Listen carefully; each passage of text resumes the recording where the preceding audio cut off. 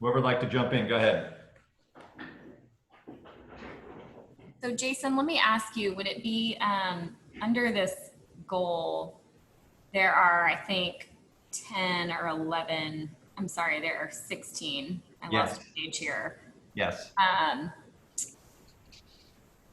Items under the goal that are kind of specific. And I wonder if we could just start sort of one at a time. Sure. And my hunch is this group has, there are some of these that feel very familiar to me.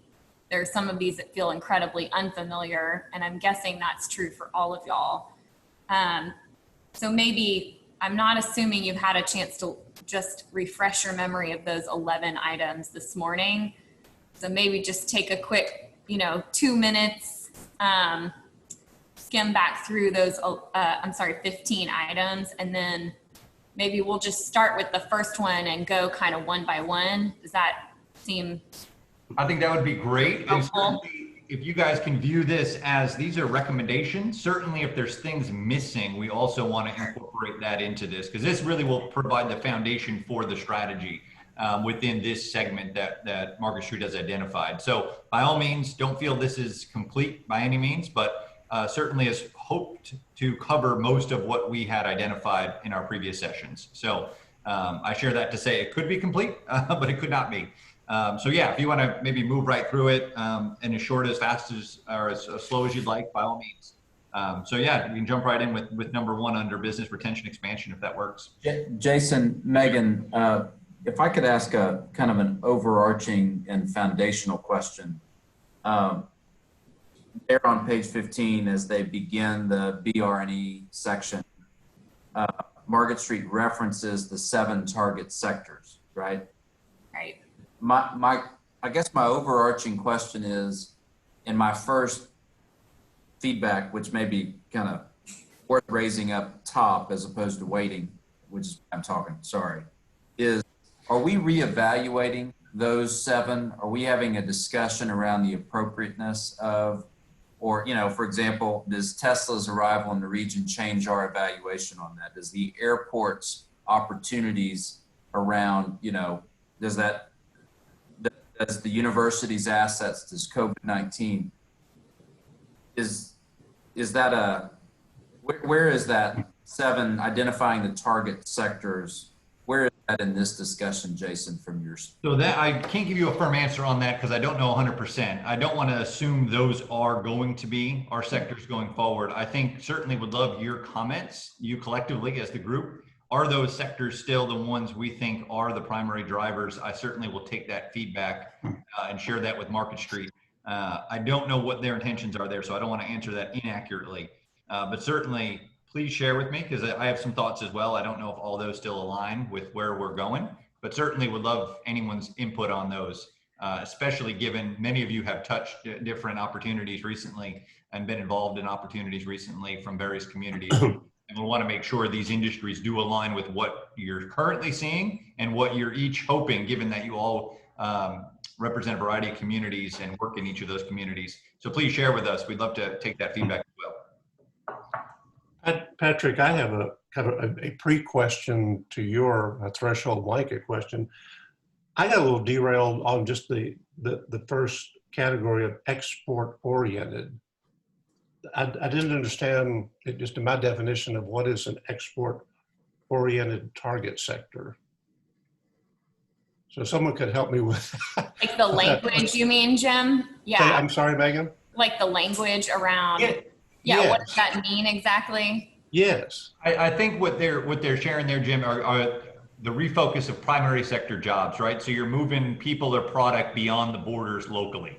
So you're having an impact at a much greater, you're not a restaurant or a hotel, you're servicing and you're producing products that will leave our market and go elsewhere in the state, in the region, in the world. So looking at industry segments that have that type of scope and reach, really think of it as a primary sector employer as opposed to a retail hospitality type job. Okay. My recommendation would be we use something instead of export, because I think that triggered to me some kind of international. Yes, sure. Implies international to me, and We're not just looking for manufacturers that want to go into different markets, right? We want, we want primary sector jobs. Do Yep. we export to Austin, or do we export to Waco, or to California, or Sure. to Singapore? Yep. Oh, definitely good catch there. Yep. So I'm assuming I'm not smart enough to know if these sectors, these 7 target sectors, need to be different. I guess maybe to chime in on your question, Patrick, is this kind of work is so foreign to me that I feel totally inadequate about weighing in on whether those are the right sectors. But that's not, that's not true of some of y'all. You have just totally different experiences. So maybe let's start there. Do any of you feel like, oh my gosh, there's no way we're ever going to get into that sector now, or we are totally missing a sector that I'm seeing emerging based on my work and my experience? I'd suggest a thoughtful relook at those, Megan. And when I read through the list, I won't say when, if it was early this morning or recent, let's just say recently. Yeah. I think there's more like 11 or targets there instead of 7. And when you put the and, like aerospace and aviation, those are really different ones. To Patrick's initial question, I think we should go through and see if do we need to clarify, add, or delete from these 7 or 11, or however we want to count them. Like I was kind of surprised logistics was not in there. Yeah, that's a good question. In my head, I considered regional distribution to be logistics, but those can be really different for people. Totally. Omar is the resident expert in this Yeah. breakout room on that topic. How would you best frame that regional distribution and logistics? What's the best terminology there? I mean, I think warehousing and distribution, or distribution and logistics, would be fine. I guess from my perspective, I was kind of thinking about it based on the buildings in Kyle that we've been leasing. We've seen a myriad of users, as you guys know. Amazon just leased building 2, which is 307,000 feet. We've seen a tremendous amount of activity from e-commerce related companies like Amazon and FedEx that are looking at our buildings. Obviously the pandemic and the stay at home norm now has created an increase for industrial demand. So we're seeing a lot of e-commerce, distribution, and warehousing related groups that are focusing on the area.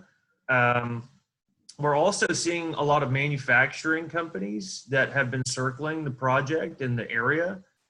A lot of them are high tech, so focused on technology. And it's amazing over the past 6 months how many larger requirements that we've seen in the market compared to this time last year. And again, I think most of them are kind of the higher tech manufacturing groups out there. And then the distribution, warehousing, logistics groups, a lot of it related to e-commerce. I'd be curious to hear too, and thank you, Omar. Appreciate that. Jennifer, for sure. Steve, from your perspective, I think one of the areas that comes to mind completely is supply chain. Given that Tesla's going to be your neighbor, I think, naturally they're going to look your direction for some of those supply companies to them, but also others. But I'm curious from Steve, your perspective, and certainly Jennifer, from your perspective on the building side, what are you guys seeing down in our footprint as well? Well, I will echo what Omar said about I think advanced manufacturing, advanced industries, if it doesn't already fall within one of these. Definitely, I think is one we need to add. And then, as you mentioned, Jason, any supplier that would be targeting Tesla, especially given the SH-130 corridor and the opportunity there going into the region. And then also data center mission critical. And that's just from conversations this past year that I know some of the clients that we work with had sites in Caldwell County that they were that were I thought they were considering for a short list. So I would think, and you guys tell me if I'm wrong, data center mission critical may be one that we want to consider. Sure. Yeah. And Steve, you're on mute, so we can't hear you.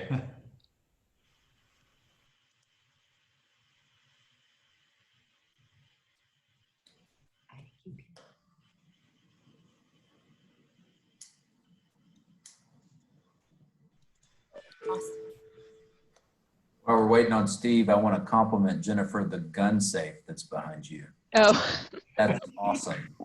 thank you. Yeah, that's my husband's huge gun safe. So. There we go, Steve. You're good. Good, Jason. You're good. Okay, very good. No, I would agree with what was just said. We're in the final stages of completing our Lockhart's strategic plan, and you're absolutely right. That connection with automotive manufacturing, supply chain issues is really popping up as an important issue for you guys on that. I'd be happy to share. Jay Gardner is doing that work for us right now, and be happy to share some of that preliminary information with you guys. But Awesome. That's important. I would add too, someone made the comment earlier about the impact on the airport with Tesla. I think kind of a companion piece to be thinking about too is rail access. We're kind of beginning to hear a lot about that. Not only access to the two current lines, but maybe the addition of new improvements to rail. So how rail fits into TxDOT's world, I think is an important issue to be looking at too. Thank you.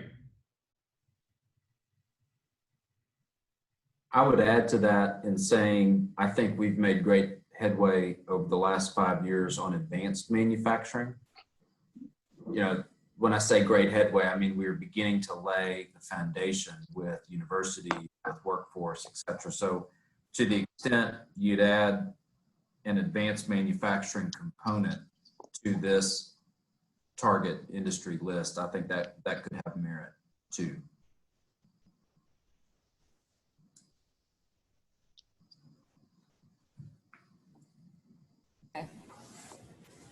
Any other feedback on the 7, could be 11, there might be 13 or 15 now. I think too, what y'all were adding to is that if information technology is one line, what does that even mean? And so it sounds like there just needs to be maybe more specificity in those sectors. If I'm reading this or trying to gravitate to it or explain it to my economic development neighbor, I don't have any clue what that means, right? And I was with you, Jim. I didn't know what export oriented meant either. I thought, oh my gosh, we're making a bunch of stuff and it's all shipping across the ocean.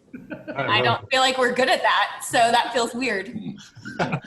Well, we're in good company. So no, to all your guys' points, I think our intention would be to drill this down. I think that's exactly right. And this feedback is helpful. So what we'll do is, and I'm a big fan of being very specific versus even being broad in these industry segments. So we'll drill these down pretty deep. That's good. Because I want to be very intentional about the type of industry and the type of sectors we're going to want to attract. So we'll do that certainly, and then share that again with everybody for additional feedback. And you guys, alongside the rest of the steering committee, will be able to provide that input. So we appreciate those comments for sure. And we'll go ahead, Patrick. Just real quick, I think there's a number of accelerators here that inform the question of target sector industries. I think university assets and expertise is an accelerator. I think COVID-19 disruptions is an accelerator. I think Jim's work at the airport is an accelerator. I think Tesla is an accelerator. So there's, just to think about how we view determining, I think there's a number of things that are frankly new and exciting. Those would be the accelerators that I would say are informing that discussion. Last thing I've got there. Patrick, I don't mean to put you on the spot. Would you put the smart terminal in that accelerator category? Yeah, yes. I mean, I think that's has the potential to be for certain. Yep. And I think that, to your point, Jim, Broadly, infrastructure development, there's some things that are new now. yeah, I think that's where we'd put that category is kind of, you know, the spec stuff happening in Kyle, the stuff happening at Smart, the stuff happening in, throughout Caldwell. I think all of that is important because those lump together as an accelerator together, right? They all provide assets that are on the ground or coming on the ground soon that will make projects happen faster. So yeah, I agree totally. So I would share, and I guess maybe just in the interest of keeping us, I don't know if we're gonna be able to make through 17 specifics, but if Right. it would make sense for everybody, do you want to look at each segment, maybe the retention expansion section as a whole? And as you look at those 4 recommendations, maybe just giving us your thoughts on overall all 4, and then we can do the same with the next 2 categories if that works for everybody. I don't want us to not be able to finish, especially because business attraction, which is a big mission of ours, is the last one. I don't want to miss. Yeah, I think that's good, Jason, because I don't have, just sort of, you're looking for what's missing, what questions do you have, and do you disagree with anything in business retention and expansion? Is that correct? Perfect. Okay. So what's missing? What do you disagree with under that? I guess, Jason, I have a question in terms of BRE. Is Yes, it the intention here that we'll be approaching BRE as a regional effort, or do you see it such that the individual members like Lockhart would be uploading information into some sort of a tool that you guys would provide and manage? So I was just a little confused on that, so you might help me with that. Sure. Yeah. And I think our intention is to be a partner alongside our communities. So it wouldn't necessarily be we would lead it or you would lead it, but I would love to see a partnership, right? And that we can bring resources to bear from every level.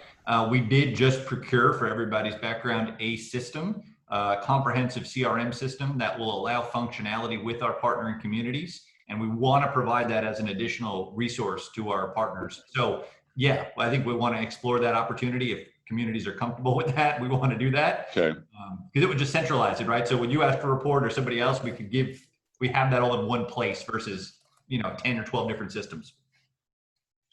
But the flip side of that, would you see that partnership staff would be coming on site visits in Lockhart or any of the other partners?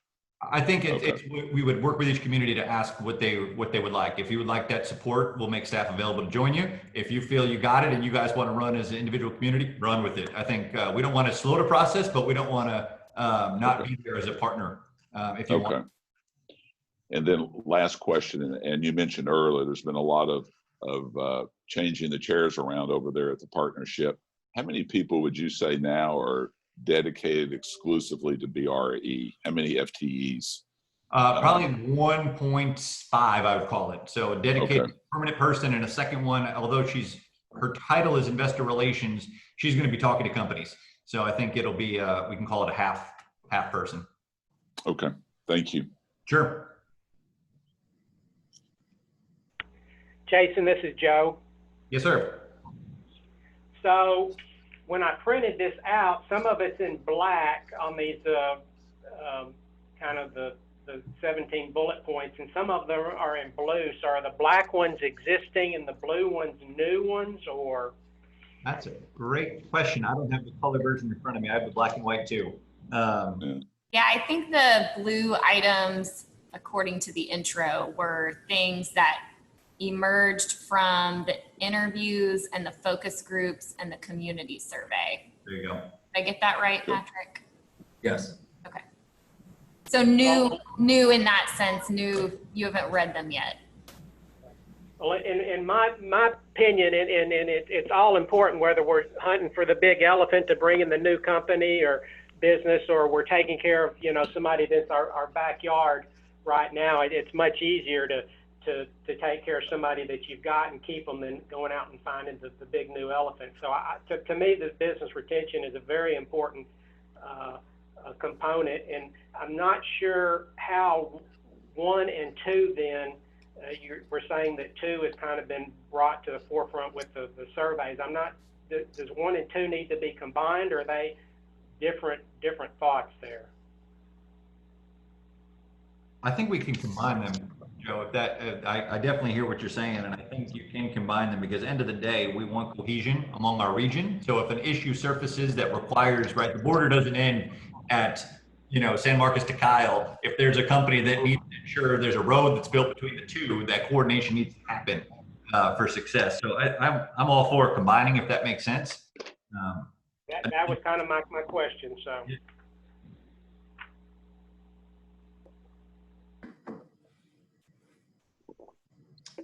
On the Texas State University piece, I think the emergence of their research foundation is noteworthy, and I know, Jason, you're close to that effort too.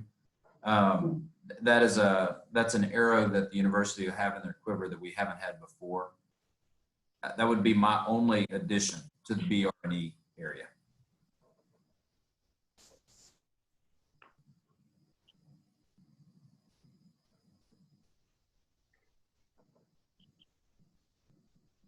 Anybody else with comments on the BRE component? Yeah, I'll jump in, Jason. I was curious, has Texas State's Office of University Advancement, Barbara Breyer and her team, how involved are they in the Greater San Marcos Partnership? Very, actually. Yeah. Okay. I probably talk to them at least every other week. Somebody Okay. from the team. Yeah, they're very active and they talk to prospects. Actually, they bring us prospects, which is kind of even more amazing. So yeah, we're close for sure. Okay. Good deal. Yeah, I think our tentacles and our intention, and I've really pushed staff hard that there's so many assets of that university that we've just scratched the surface. So the more we go, the deeper we can dive with different areas, the more we'll be effective in being able to bring that resource to every community within the footprint.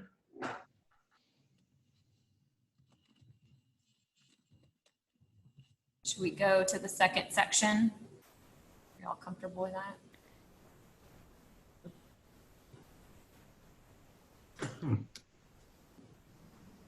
So second is small business development and entrepreneurship. I think there are half a dozen,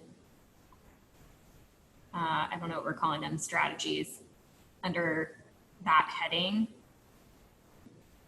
I don't have any sense of what it's like to be the sentence. It's very confusing as to what entity to contact, and the small business can become frustrated. I have zero insight about that, but if you have insight in that, was there something missing that addresses that issue? Good question. I think there's a lot of confusion, if you ask me. I mean, we're trying to fill what we are finding is a little bit of a void in the marketplace. So we've taken a very proactive effort recently to try to fill that void. I will share what comes to mind here for me, and certainly please, I'd love to hear comments from you guys. They call it the post-COVID world. Obviously, there's going to be less and less office space formally with companies, but I think there's going to be a need for office space available for those that live in the community that are going to want to be in a co-working, call it space, but in an office setting, right? Not necessarily looking for, but they want the resources and they want the setting of an office building. Maybe it's a smaller office that exists, not a huge tower in downtown Austin. And I see our communities, every one of them from Hayes to Caldwell, have unique value proposition and are incredibly still affordable, great quality of life. And those employees are not going to be required maybe to go up to Austin, San Antonio, or elsewhere anymore. And quite honestly, it could be reporting out to somebody in California, but maybe want an office location or a small office location for the team on the ground here. And I think our region, because we don't have any office, could be well poised to develop the next generation of office. And I couch all of this under the umbrella of small business and entrepreneurship, right? Because that's kind of what you would see. You wouldn't see somebody take floors of buildings. You might take a section of a building. Entrepreneurship, same thing. If we're gonna spur that and encourage that to happen, they need to have a location to do that. And I think we can. That is so smart. I think that is so smart. I'm putting it out for you guys' thoughts. So please share with if this makes sense and it's sounding like it's the right track. Especially, I want to be very sensitive to making sure this fits all of our communities. So I think it's translatable, and if we can be intentional about it, we can really be at the forefront of the next generation of office. I'll give you an example of a note I wrote in this section. We've been teaching here a legacy leadership class through Texas State. It's a accredited class in their business school. That class was cut in the spring, in the fall because of budget cuts, which is complicated for me to understand since it doesn't feel expensive to the university. But I am not in that world at all. And so we have 45 people in our office who are keyed up, ready to coach young business students about leadership skills and abilities. And we're ready to go with no students. So it's a super bummer, right? Wow. And so then I think, well, when I was reading this and maybe I was not having that thought about the office space, Jason, but if there was a space like that in the spirit of sort of how do we have business people in the community paired up with entrepreneurs or smaller business startups, we already have a format for that. We just now need to go an audience, to do that with, because we've been doing that as volunteers anyway. And some kind of co-working space like that is also a place where business people can pile on and say, hey, let me offer you my services. I think there are people who want to do that in the community, but it is so clunky to figure out how to contribute. And so if you give us an easy way to contribute, man, we're all in. Anyway, I wrote the word clunky in my margin. Like, how do we do that? Good word. Yeah, and I love it, Megan. I think that's great. I think there's probably more companies like you guys, maybe not to the scale of 40 or 50, but certainly there's probably folks out there that want to do that. We just have no mechanism right now to do that. And there's certainly no infrastructure to support it. My thought here is that we can bring that resource to bear and ensure that we have all stage of company growth, right? From that early stage idea that'll benefit from business leaders taking the time to help coach them. Because we have formal programs now. We have SBDC, which is the Small Business Development Center at Texas State. We have a SCORE chapter person down here. All those resources are good, but they're very compartmentalized and very narrow in scope. So yeah, I guess I'm curious, Steve, again, Caldwell County, you're does this make sense for you guys too? I'd love to kind of make sure that, I'd love to make this effort for both counties and making sure that we land something that will work. I appreciate the thought there. I still think that a workspace that you're talking about is going to have to be very close to the university. What was going through my mind is what's the role, if any, of the business school faculty in terms of participating and in assisting, people that are interested in that. I guess when I was in Norman, the Price School of Business over at OU was very active. I mean, they had a degree in entrepreneurship, and that faculty participated a lot in our incubators. So I don't know if are we mining those faculty members to help us in this regard? Just a question. Yeah, I totally, we need to think that through. And so hearing his thoughts is helpful, because I could envision out in Caldwell County, for example, looking at maybe an ag accelerator kind of concept, right? Where you have a co-working, but it's got a theme, trying to get type of companies that fit the region there. I was thinking the same type of thing up in Dripping, right? Is that can you have an accelerator for wine and spirit making and things like that to bring it to commercialization versus just keeping it local, right? It's nice and all, but at the end of the day, if you could sell that product globally, you're going to make 10 times more money and give them a venue to do that. Same with the ag side in Caldwell. If they can scale a product or develop a new technology, I know you guys have a bunch of stuff working. Allow a creative space for those to come in, test their product, and then ultimately commercialize it and hopefully take real estate and grow it locally. Thoughts on that? Would that be something if the partnership spent resources to attract those type of accelerators, call them, along a co-working space to spur, again, small business entrepreneurship? Would that make sense from all your vantage points, I guess? It's a great idea and embraces the diversity of the region. And, you know, to go back to Lockhart, I deferred to Steve, of course, but, you know, with the life sciences spin out from Texas State that's now in Lockhart, for example, there may be a life sciences component that's a Lockhart based, building on the initial success there. You know, just a thought, but I like the idea of embracing the diversity within our 2-county footprint, to be thoughtful around where those areas of intentionality are for small business incubation.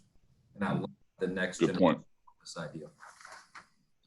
Jason, that's not specific to your question, but I was thinking back what Megan said about the class. And since our last meeting when we were all together, the airport has reached out in an attempt to, not an attempt, we did set up some opportunities with Texas State University. Does the group feel like is it like a GSMP person that you could appoint at the university, that if they have a question, like Megan said, doesn't make sense, this class was canceled, or we're trying to get expertise on their new concrete technology department from an engineering standpoint? Navigating that labyrinth of the organization of Texas State University is I think it's pretty daunting. And since Denise and others are so involved with this effort, it sure would be nice to have kind of a one-stop shop at the university, that there's and even Steve talking about his connection up in Oklahoma, or the relationship in Oklahoma. It may be a real simple way to have somebody dedicated to our effort here at the university that we can go to and get these kind of questions answered, or initiate discussions, projects, all the combined all we're talking about. How do we better utilize that resource? So Jim, you're making me kind of chuckle a little bit internally. That was exactly. I'm glad I can make you chuckle. And by the way, your background is the best I've ever seen. Well, thank our marketing team, not me. Okay. No, that was exactly why back in my career I was asked to join the university back in Connecticut. They started an Office of Economic Development within the university. The whole intent and why my job was even created back then was to do that, to be your one-stop navigator for the business community, to know how to utilize the university. Right now, I think Texas State is doing that through actually what Jennifer mentioned earlier, the advancement team. They kind of cut across every area. They're raising money to support the faculty, student opportunity, so forth. That's good, but it's not the ideal. So I think, to your point, and certainly we can share that with the university and figure out a solution there, whether it's within them or somewhere in between. But we'll raise that and certainly bring that directly to the university's leadership and ask for that kind of resource, or come up with a resource that would make sense for that. Because that, like you said, as the university continues to get bigger and bigger, it's harder and harder to know who to go to for what. And the position I had back in the University of Connecticut was directly within the president's office. So I sat in with the cabinet of the president. So when I heard things at that level, and then I heard it ground up from the faculty, I was able to go out to the business community and speak pretty much across the university, knowing all those resources that are out there. So yes, to your point, we'll raise that. I'll note that for sure. And I actually meet with the entire university cabinet once a quarter. So I'll certainly bring that to their attention, and I think they'll jump on the opportunity. Okay, thank you. Oh, man, I was gonna know that it's so complicated to navigate, and we're doing it with a ton of advantages, and it's still complicated. So, Yep. I mean, it's really unbelievable. Well, I will just add that Barbara Breyer and her advancement team have been very helpful to us when we were implementing our Build, Learn, Advance program at Texas State University last year. I've always seen them as the group to go to get connected to the right group within Texas State. And I have a feeling that Barbara is going to be all over, even if they had a liaison to the Greater San Marcos Partnership dedicated to that role that attends meetings. I mean, I bet her team would be all for that. I think extending it kind of beyond just the universities and going back to that initial statement, talking about the confusion of which entity to kind of come to. I know in our office in and of itself, I think there's about 7 organizations with all different acronyms, and at least we're all down the hall so you can redirect people easily. But in line with Global Entrepreneurship Week last year, we launched a platform, SparkYard, where that kind of became that place for entrepreneurs to be able to say virtually, hey, here's what I'm looking for. Who should I be talking to for this? And different entities to be able to respond, or other entrepreneurs that had the same experiences or needs to be able to respond directly. And especially with not knowing when we can kind of come off that full virtuality, that could be a good resource to kind of begin now and then bridge the gap as we get a workspace in actually in a building. Jason, this is Steve. I would just echo that too. At OU, they had a director of economic development that reported directly to the president, and had the opportunity to work around that person for 3 years, and it was very successful. The model was almost exactly the one that you described in Connecticut. So I think that's a sound proposition. Thank you. Anything else you guys have on the small business side? Anything else that stands out? Anything else missing? Jason? We should cut? Go Jason, ahead. this is Joe. I've got a couple just thoughts or suggestions.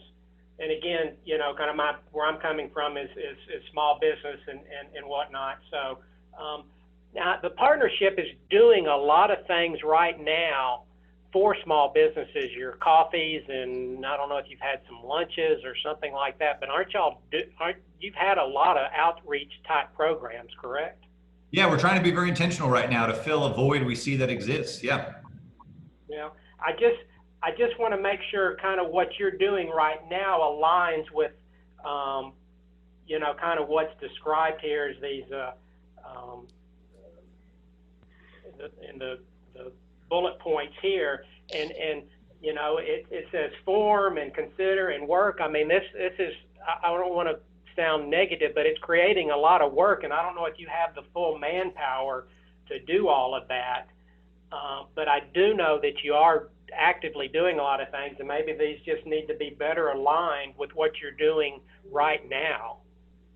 Does that make sense? It does. And I think that this is great dialogue, because the intention here is also to identify through this process, if we are not resourced enough, we can provide we can go after an additional resource to execute new things, right? So if we see that there's a big need out there, that we're filling it sort of, but we can do it better with a new half full-time FTE that's going to have very big impact to helping the strategy get successful over the next 5 years.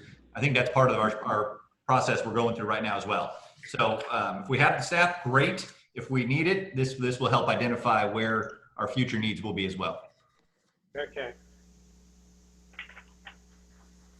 So I would say, since we got our little countdown clock that hopefully everybody sees in the corner, once that's done, we shoot right back into the open session. So if we could maybe pivot our way into recruitment and business attraction, spend the last 15 or so minutes, and then give everybody a chance to give maybe final comments, if that's all right. Hey, Jason, just a quick a my thanks to you and your whole team for doing the cash assistance program too. Speaking of small business and help, that was a lot of hard work on your part, but that was a meaningful effort. And it's only business retention is business survival. So congrats to you and your team and everybody that was involved with that on launching that. That was really heartwarming. No, thank you. We've tried during COVID, just so hopefully everybody knows, we've really jumped in with every bit of ourselves into the COVID issues and trying to be a resource for every single one of our communities and counties. So we've brought every resource this organization has to bear to help, and appreciate that, Jim, a lot.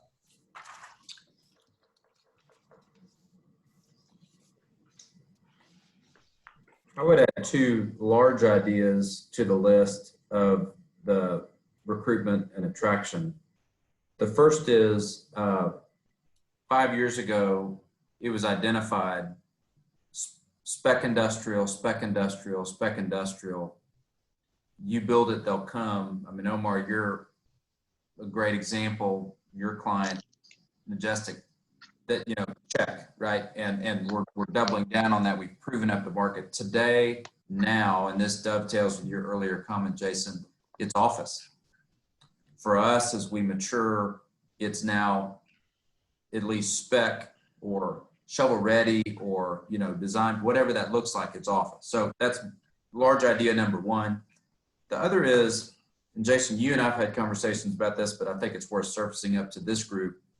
The Texas Innovation Corridor that Dr. Trouth and, you know, Adriana previously, but still Dr. Trouth University, and now the partnership have been advancing. You know, maybe this is a subpart or a component of number 13, but we certainly need to work within our 2-county footprint here. But I think there's an opportunity for us to work also with Comal and Guadalupe County to advance, I don't know what this looks like yet, but to advance the Texas Innovation Corridor concept in conjunction with them. I think to a certain extent, the whole is greater than the sum of the parts there.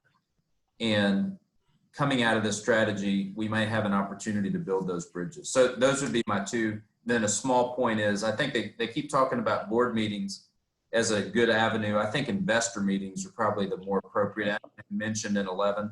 Finally, Jason, I think you understand the site selector work we're doing. You could probably refine number 12 to fit, you know, kind of what we're doing and where we're headed. Those are my only comments on the section. Thank you. Yeah, those are good. I'll add to your comment, Patrick. How do we have in these investor meetings or whatever format they take? And this showed up in several of the different strategies, but if we can recruit other companies, but also use companies in region for in-region needs, part of the limitation is none of us know what each other is doing. And that's identified here, but I would just underline it that, you know, serving on this little group has helped me understand what several of y'all are doing in ways that I just would not have had an ability to know. And I have a lot to learn. And so I'm not sure how the partnership further facilitates that, but that seems like step one if you want more regional collaboration, is we just don't know what each other's doing. And I don't know how to fix that easily. We have some ideas, Megan. I will share. We do have something in the works right now in the background for FY21 that I think will be unrolling to the investor community sometime early part of 21. That's great. I mean, that came out in these blue comments about, you know, red carpet tours and including more folks.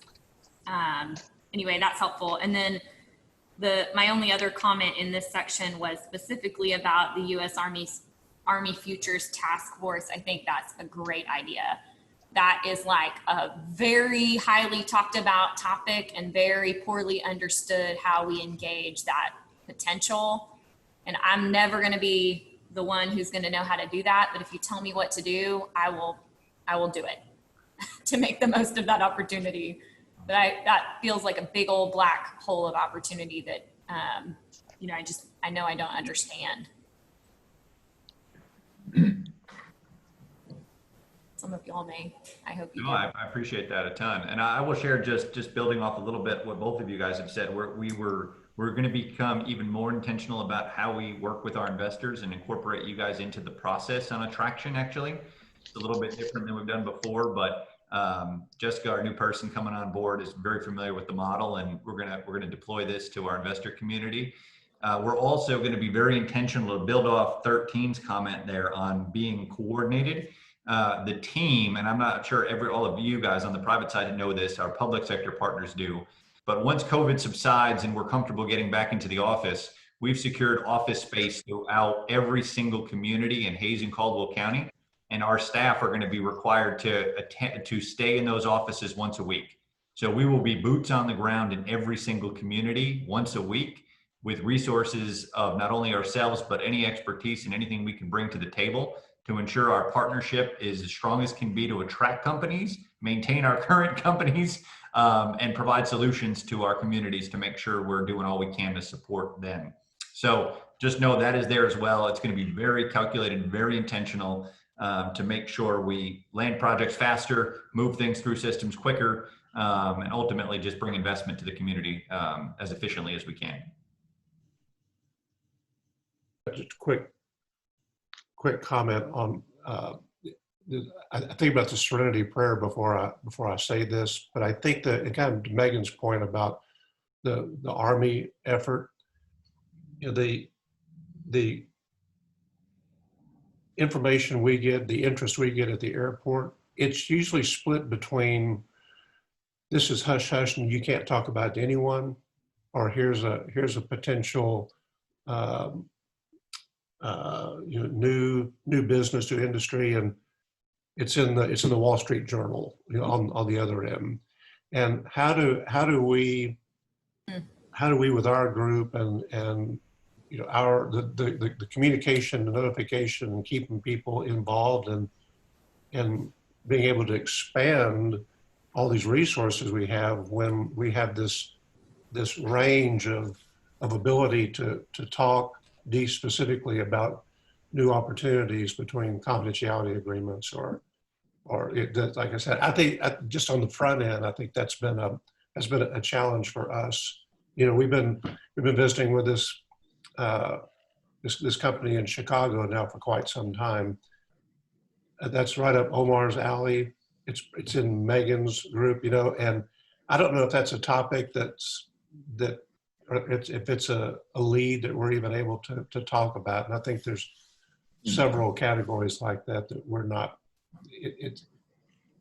It's hard to collaborate when you don't know if you can. Right. Totally understand that. Is there any oh, I'm sorry, Omar. No. Just briefly, I agree with what Jim was saying. I think specific to, from my side, in terms of business recruitment and attraction, it's really doing my best to keep in touch with the city of Kyle and Diana over there and Victoria over there and the economic development end of things. And we share information from time to time on potential prospects that would be good for the space, groups that have come in and they're looking in the region. A lot of times they're confidential. Sometimes, you know, they send out information with our property without us knowing about it. A lot of times I'll have to reach out and get that information. So I feel like the communication and collaboration could be a little bit better in terms of, you know, both parties being aware, both the owners of properties in the area and, you know, municipalities being kind of cognizant of the groups that are looking in the region. And another thought I had that I was thinking about is I don't know how many of these groups start with like an online search, going on to the Greater San Marcos Partnership website and looking at buildings that could be a match. I was perusing the website and I think it's great, but yeah, I don't know if there's a way to improve some of the data on there and put it in a more compelling way, or it maybe shows a little bit better to groups. No, appreciate that a ton. And I will share that we are doing a massive overhaul of our website because as great as folks may say, and thank you for the fine comments, it has a big, long way to go to being so much better and where I want it. So it is, everybody will see it. So I at the annual meeting, we will be sharing the brand new website that's being created. And Omar, to your point, it's going to be incredibly robust around our real estate assets, around our community assets. We're actually going to have individual pages built for every community, highlighting the assets within that community, exportable, printable data. I mean, everything. It's going to be really, really complex and very much data rich and image rich. Not so much you have to read forever, but see it, touch it, be able to really get what you want, and hopefully prompt you to call us and want to learn more. But yeah, to your point, we're working on all that. And on the leads, I will share to both Jim, Omar, your points. That is always the challenge for us and what we do. We can communicate only so much sometimes, but I think we're trying to come up with internally solutions where we can create more frequent communication to those that we've brought under the tent, call it, with the prospect, so we can be more up to date with you guys on where that is. We just haven't been able to really do that, I think, as effectively as we can, but we're talking internally now about how to do that. So we're definitely recognizing that that is an issue. It's an age-old issue in economic development, but we're trying to come up with creative solutions to to do that in a way that makes sense. And I think our new CRM system actually may be a really good way to do that with a creative solution, creating, private groups that would be able to be communicated to pretty easily and effectively. So I'll stop there. That, I didn't mean that as a criticism, Jason. You know that. It's just, I think it's just the nature of what you do. And your team has done a good job of vetting those and helping us navigate where the education and knowledge and awareness should come from. But it's a little awkward sometimes. No, I appreciate that. Trust me, and it's front of mind for us because I know it's something we're definitely sensitive to. We want that to be we want to make sure everybody's constantly in the know of what's happening. So, Okay. Any other thoughts? I guess from anyone, says we just dipped under the 8-minute mark, and I want to give everybody a chance to make any closing comments. So Megan's fully prepared to report out on all this fun. Well, maybe I'll just add one to this last topic is however many target sectors we end up with. One thought is that among all of the investors in the partnership, there would be a point person for each of those target sectors who, for whatever, a period of a year, 3 years, whatever commitment, they work a little extra to get familiar with the rest of the players in our region in that target sector. So instead of you needing to call everybody or the challenge of disclosure, I wonder, even under some of those confidential discussions, if that, potential new business is willing to let one person sort of under the tent from the community who represents an awareness, not from a service provider, but from a player in the industry. Is that a way to solve that problem? Because you don't want me talking to anybody related to almost any of those topics, but if we're in the distribution of big and bulky things all day long, I'd love to talk to you. So Megan, you're getting to the point of the program we're going to enroll. So you'll hear about that. We're very much moving that direction. But also to mirror that, one of my intentions in the organization is as we define these industry segments, and there's going to be one or two that will be really, one that's going to lead the charge, is hiring in the future, next hires, industry vertical experts in attraction. So that way somebody can speak the language. Maybe it's attraction is their primary role, but 25% of the time is retention. So they're going to speak the language. They're going to know the right vocabulary to talk to that lead, talk to the existing business, and then share with our public sector partners solutions. So that's in the cards. That's where I want to bring on experts. Well, and I guess what I'm saying is it doesn't do any good to have target sectors if there are no investors and active participants in the partnership who represent those target sectors, right? Good point, no doubt. Yeah, we got right. We have to be selling something that we have, right? No doubt. Right.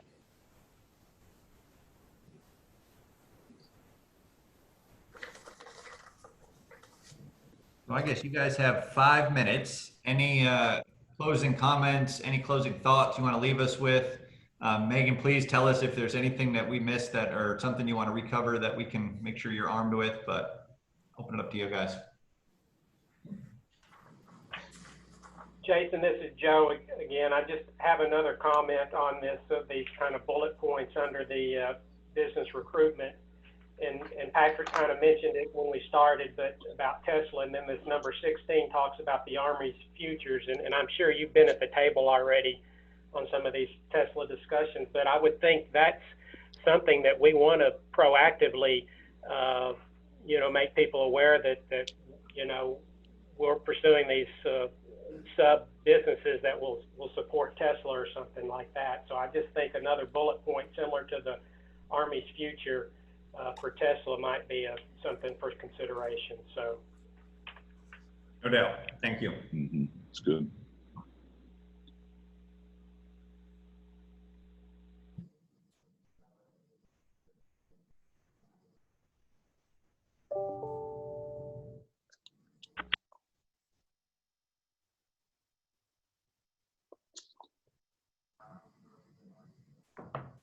Anybody with closing thoughts there as we finish up? any of the topics, quite honestly. Any of the three categories we talked about, I guess. Anything else? Closing ideas or thoughts? Jason, this is Steve again. One thought, and I'm trying to find it here on what page it is, but there's a comment here which makes a very strong point that, you know, at the end of the day, whichever side is picked, it's the one that will provide the greatest advantage to the business. And I agree with that. But going back to our earlier discussion, the one that we opened today with about regionalism, is it somewhere in this document, or is it just more kind of like common knowledge about what does it mean to be a good regional player? Is that defined anywhere, just from a community perspective of this point of we want to drive or help a business find the best site for them, but in order to do that, sometimes you have to let go and let others lead to do that. But you know, what I'm thinking through in other metros that I've worked in, the metros have that real open discussion about, I'm not going to rob from you. I mean, there's kind of like a no poaching agreement that kind of goes on. Is that an issue? And I'm not trying to raise that issue. I don't see that there's an issue, but is that an issue at all in the metro? It's not. I will share. It's not an issue, but we're very, very focused on making sure it never even creeps its head up. Okay. We're trying to do a lot of things right now to build on the foundation of where we are. And this regionalism concept, you're going to hear from us a lot. And we're going to try to really demonstrate that to everybody in such a more aggressive way. You'll see it very soon, actually. And if you haven't experienced some of it already, it's going to be really in everyone's face and how much of a region we are versus individual communities. So we're doing some things with our branding, the way we're communicating. Communities will be now very out front in our different communication vehicles. So it's really intentional to do that exact thing, right? It needs to fit the business need, and whatever community gets it, it's going to benefit all of us. So yeah, we're very focused. I think you'll see that language in the strategy. I think that's going to come through loud and clear, because that theme of regionalism was loud and clear in the survey and the feedback that Market Street received. Well, I guess the approach might be that if we land a new business, we want it to, wherever's best for them, we want it to be in our area. And if they decide not to go here, we want to make it really hard on Charlotte or Denver or wherever they go. That's right. That's right. Yeah, you know how the game's played. 100%. I'm right there with you. Yep. Hey, Jason, how is this City of San Marcos relatively new economic development person working out with you? I would say they're finding their way. Best way to describe it. They kind of have a little bit of a undetermined path right now, and I think they're trying to get their footing. We've brought them in 100%, and we've had them participate with us on programs, different things, and we're trying to figure out where their focus is and how we can best partner up. One quick thing I will share is that one of the intentions the mayor had was for them to be an internal champion for our projects, cross-cutting departments. And that is something we're trying to leverage every minute of, because it helps us. We don't sit on the inside. So when it gets stuck somewhere, this person can push it through. So it's good.